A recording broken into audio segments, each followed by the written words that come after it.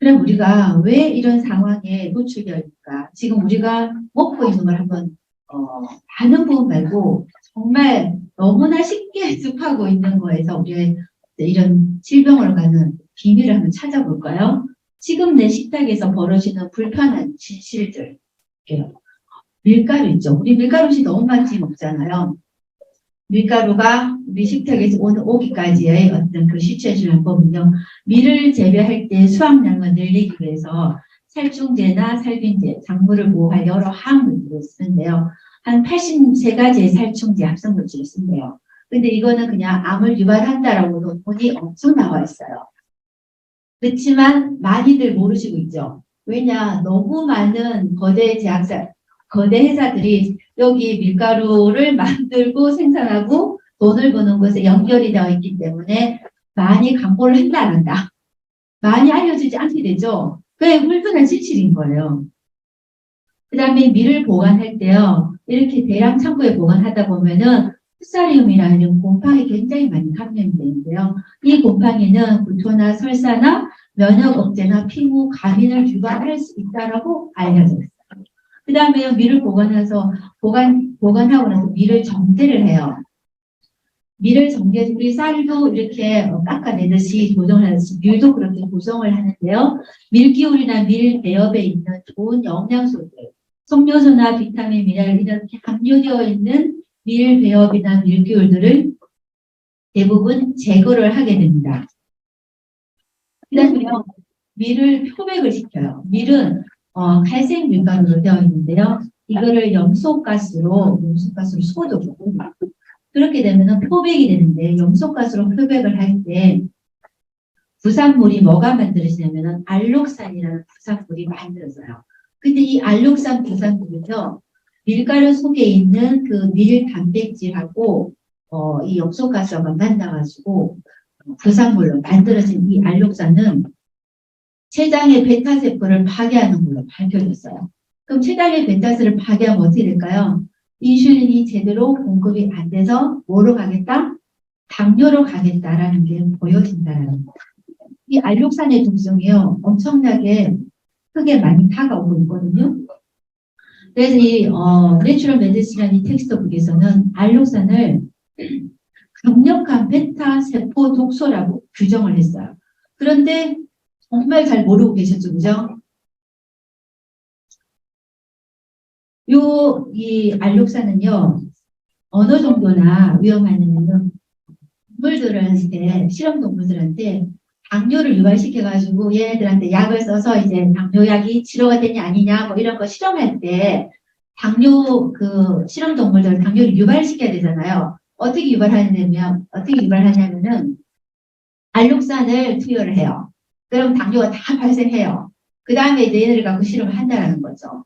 이 알록산은 굉장히 당뇨 유발에 강력한 물질인데 우리가 어느 정도 이걸 많이 먹고 있냐면은 밀가루 한 100g 정도에 한 15g 정도의 알록산이 오염이 되어 있다라고 해요. 그러면 우리가 매일같이 밀가루를 대부분 먹을까요? 안 먹을까요? 밀가루 하나도 안 먹는다 그래도 내가 카레만 먹어도 거기 안에 밀가루가 들어있죠. 우리가 파는 고추장을 먹어도 거기 안에 밀가루가 들어있죠. 근데 우리가 먹는 이 맛있는 빵이나 칼국수나 이것 안에 지금 보면은 밀 정제를 해서 영양은 거의 다 제거했다 그랬죠. 영양은 거의 제거해서 영양가는 별로 없어요. 그 다음에 얘네들이 들어가면은 어떻게 될까요? 혈당을 올리죠. 또 탄수화물 들어가서 혈당을 올리죠. 그런데 어떻게 한다고요? 췌장세포를 파괴한다고 하죠. 어떻게 될까요? 당뇨가 너무 다를 것 같다. 생각나십니까? 내가 지금 정말 맛있는 빵을 먹었을 뿐인데 혈당 올리고 또 췌장세포 파괴하고 정말 지금 현대인들 첫 스타트로 보여준 당뇨가 지금 3명 중에 1명인 시대가 그냥 온 것만 아니라는 거죠. 그러면은 지금의 당장 이 자리에 오지 않은 많은 사람들은 이런 경각심을 가질 수 있을까요? 없을까요? 여기 한 명이 250명한테 알릴 수 있어요. 이런 경각심을 알리는 자리가 지금 이 자리가 돼야 되겠다라는 생각도 듭니다. 충격적인 이 알록산의 독성이요. 그런데 우리는 조금 무기는 있어요. 알록산의 이 세포 손상, 췌장세포를 파괴하는 이것에서 빠른 회복을 도와주는 것은 천연 토코페롤로 밝혀져 있어요. 천연 토코페롤. 그냥 토코페롤이 아니라 뭐 한오백이니 뭐 이런 거 있잖아요. 그런 토코페롤이 아니라 천연의 토코페롤. 천연 토코페롤은 다양하게 40여 종의 토코페롤이 모여있는 것을 천연 토코페롤이라고 하는데요. 거기에 글리콜 영양소가 함유돼서 세포를 완전히 보호하고 회복하는 최고의 물질인 글리콜 영양소에다가 천연 토코페롤인 엠볼수스 AO를 우리가 밀가루 먹을 때 먹는다. 그러면은 이 알록산에 대한 독성을 우리는 엄청나게 막아가면서 그나마 좀 도움이 되겠죠.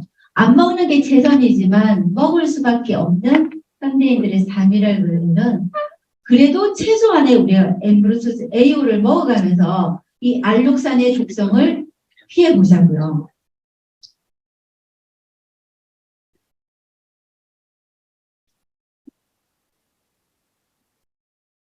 그 밀가루 속에는 또 뭐가 있을까요? 우리가 정말 많이 알고 있는 글루텐.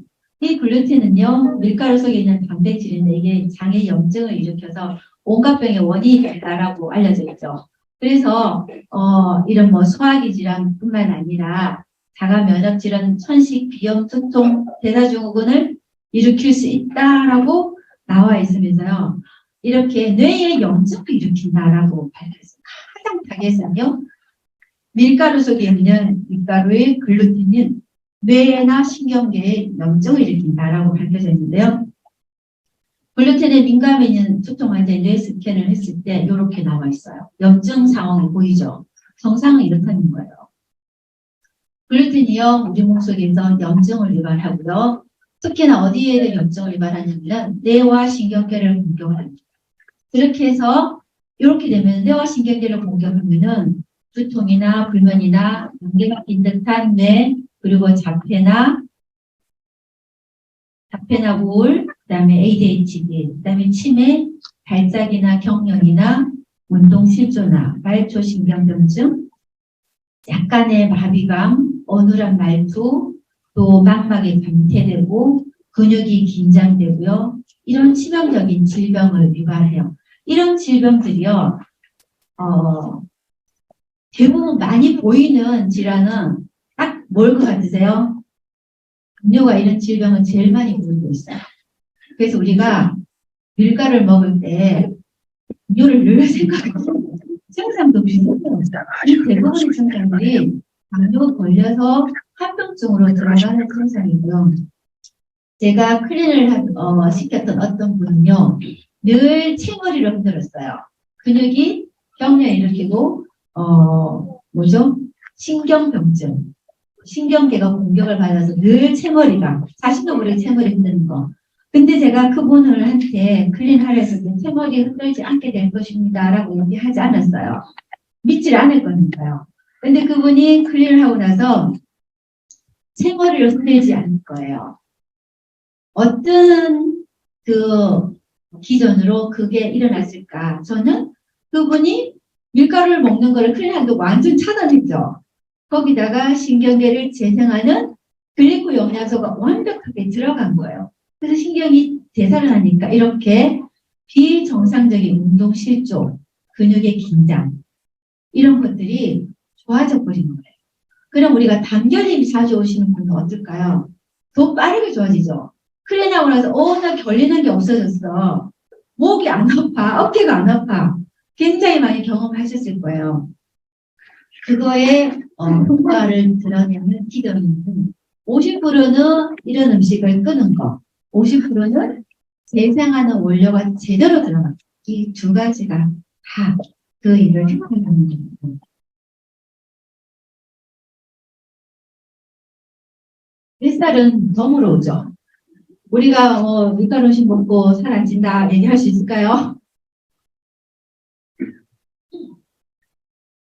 글루텐이 들어있는 음식들 빵만 피하면 될까요? 아니라는 거죠. 뭐 맥주도 인스턴트 커피도 케찹도 어묵도 제가 요즘에 연휴 때 엄청나게 유튜브에 빠져가지고 보면서 어서와 한국은 처음이지 보니까 글루텐 음식도 엄청 많이 먹이고 있더라고요. 한국 음식을 경험하는 게 다 글루텐 음식들이더라고요. 오뎅 너무 맛있게 길거리 음식이면 떡볶이 너무 맛있게 막 예, 하고요. 이렇게 밀가루 음식의 피해가 현 우리 식탁에서 벌어지는 정말 불편한 실질인데요. 또 하나 또 놀라운 게 우유죠. 우유는 정말 친구인가 적인가 했을 때요.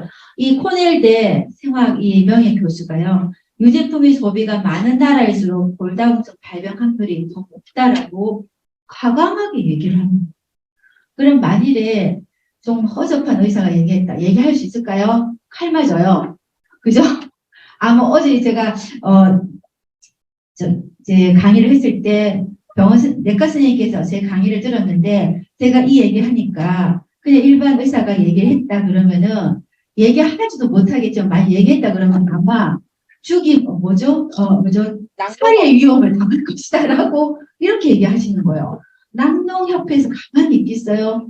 이 엄청난 진실을 얘기를 하는데 근데 이분은 연세도 많으시고 더 이상 공격을 받아봐서 자기 아무런 해가 없잖아요. 이 대단한 의사가 그 낙농협회에 이게 무너지겠어요. 그리고 연세도 많으니까 이제는 진실을 얘기해도 된다라고 단호하게 얘기하는 거죠. JTBC는 또 왜 이러는지 모르겠어요.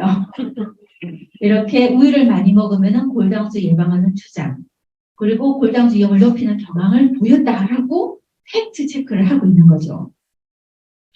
그래서 우유 섭취량이 많아지면 많아질수록 고관절의 골절 위험이 많아지는 거가 이제 보이고 있습니다. 거기다가요, 골다공증뿐만 아니라요, 우유 섭취가 일형 당뇨를 유발할 수 있다고. 이런 거 많이 못 보셨죠? 검색이 잘 안 나와요. 왜냐?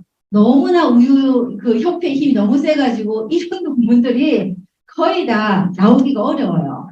그렇지만 이번에 이렇게 후생신부라고 의료계 최초의 68년 이 신문에 이렇게 이제 보도가 되는 거 2021년에 나왔네요.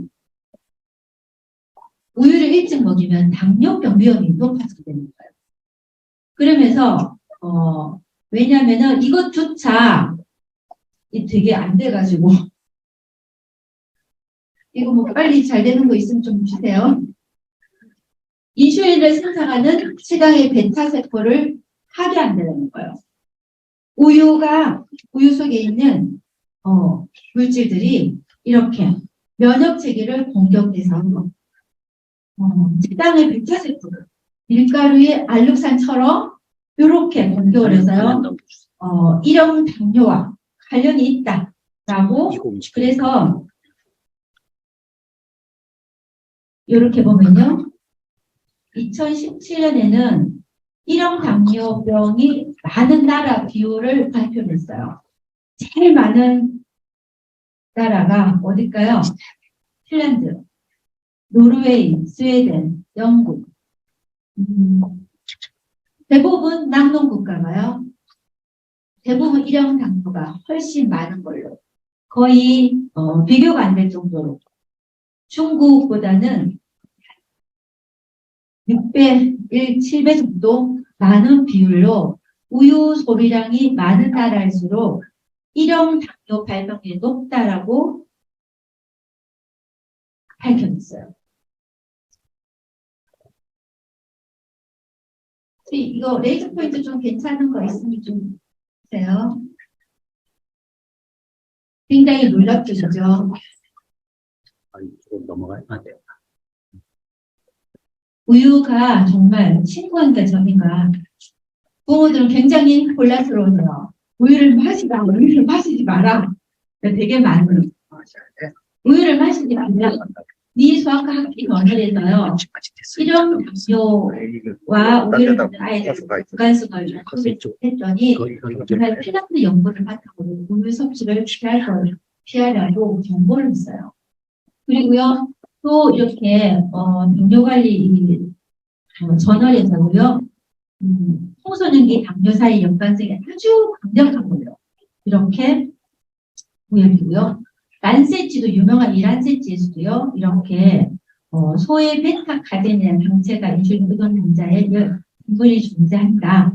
그래서 정말 아이들에서부터 우유를 많이 먹일수록 1형 당뇨나 또 2형 당뇨까지 넘어가고 있다라고 얘기를 많이 하고 있죠.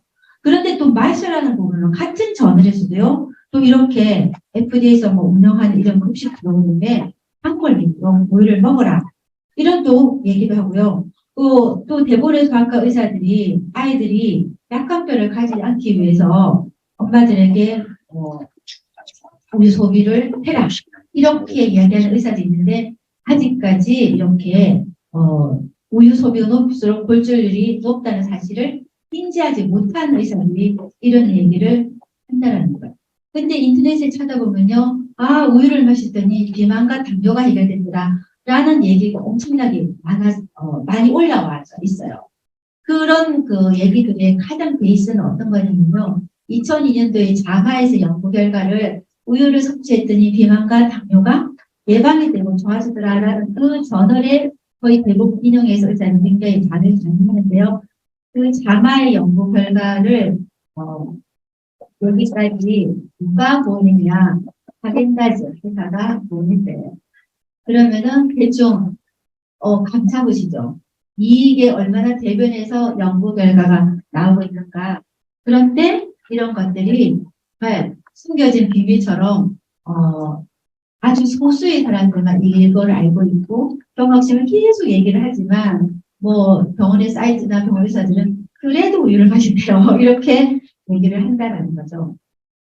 우유 속에 있는 그 카제인이 완전히 소화되지 않고요. 우리 몸속에 혈류를 통해서 들어오면은 특히나 이 카제인은요. 췌장에 있는 벤파세포하고 구조가 유사해서 그거를 면역세포들이 카제인을 공격한다는 게 췌장의 벤파세포까지 같이 공격을 하는 그런 잘못된 공격으로 노출되기 때문에 밀가루처럼 우유도 당뇨를 유발할 수 있다라는 연구 결과가 굉장히 많이 밝혀지고 있다는 거죠. 우유를요, 저온 살균하면 칼슘이 부용성으로 변해서 우리 몸에서 녹지 않는 칼슘을 내서 뭐를 유발할까요? 결석이나 실제적인 칼슘이 이용이 되지 않는 상황으로 가죠. 우유를 먹고자 하는 가장 많은 목적이 뭘까요? 뼈를 튼튼하게 하자. 칼슘 보충하자 이거잖아요. 그런데 우유 속에 있는 칼슘이 저온 살균하면 녹지 않는 칼슘이 되기 때문에 그렇게 골다공증을 더 많이 유발하는 결과로 밝혀지고 있는 거고요. 또 하나 이 저온 살균하면 카제인과 유당을 분해하고 소화하는 그런 효소들이 우유 속에 자체적으로 있었지만 그것이 같이 파괴가 되기 때문에 실제는 카제인이 우리 몸속에 그대로 다 들어오게 되죠. 그러면은 들어오는 그 카제인은요, 카소몰핀으로 바뀌게 돼요. 이 카소몰핀, 몰핀 이러면 딱 느낌이 뭘까요? 탐닉, 중독 이런 의미가 되죠. 그래서 우유를 먹기 시작하면 계속 먹는 그런 탐닉의 상황에 들어가는데요. 이런 카소몰핀이 우리 몸에서 어떻게 히스타민이라는 걸 방출해요. 히스타민은 뭐 알러지를 유발한다는 걸 알 수 있죠. 그래서 알러지나 천식이나 이런 걸 유발하면서 결국 같은 알러지 반응, 사가 면역 질환인 당뇨로 같이 넘어가게 된다는 걸 우리는 이해할 수 있고요. 이런 카제인이 염증을 유발하고요. 위장관을 파괴하고 자가 면역을 유발해서 움직이나 저하까지 갔다라는 거고요. 특히나 또 우유 속에 있는 소화되지 않는 이 유당은요. 이 유당 불내증으로 설사나 변비나 복부 팽만감이나 배에 가스가 불불 끓는 이런 상황으로 갈 수 있다라는 거죠. 그래서 우유 속에 있는 카제인이나 유당이 우리 몸속에서 노화를 촉진하고 스트레스나 염증을 촉진하는 걸로 밝혀졌기 때문에 이런 것들을 우리가 알게 모르게 먹고 있는 이 현실이 실제 그 많은 대사증후군 2명 중에 1명이 뭔가의 질환에 걸리는 상황으로 가게 만든다라는 거죠. 예를 한번 들어볼까요? 우리가 흰 밀가루와 흰 설탕을 섞어서 빵을 만들잖아요. 베이킹소다까지 넣어요. 거기다가 곰팡이 일종인 이스터를 첨가하고 그다음 뭘 넣어요? 우유를 딱 넣어요. 그럼 지금까지 얘기한 것이 이제 어떤 질환으로 갈 것인지 우리가 감이 들죠. 거기에다 이걸 또 기름에 튀겨요. 식물성 기름이라 좋은 기름에 튀기지만 튀기는 순간 이거는 스트레스 지방으로 바뀌면서 혈관에서 녹지 않는 혈류를 막히는 상황으로 가게 되죠. 거기에다가 착색까지 이쁘게 올려요. 닭정벌레 곤충에서 나온 호치밀 색소로 기쁘게 입히면은 이것이 너무나 맛있는 빵이 되지만 우리는 어떻게 한다? 이거를 제대로 알고 있는 우리는 왜 먹을 수 없는 이런 상황에 나가는 겁니다. 그래서 이 글루텐, 밀가루와 우유 속에 있는 카제인을 우리가 하지만 하지 않고 지내기만 해도요, 비만이나 당뇨나 많은 인슐린 장성의 많은 대사증후군에서 우리는 정말 자유로울 수 있다. 되게 쑤시고 아프고 근육통에서 자유로울 수 있다. 우리가 이런 병에 걸렸을 때 약과 뭔가 처방을 받을 수는 있지만 영원히 계속해서 이 음식을 먹는다면 우리는 그 질병에서 계속적으로 노출돼서 아플 것이다. 라는 것을 잘못다는 겁니다.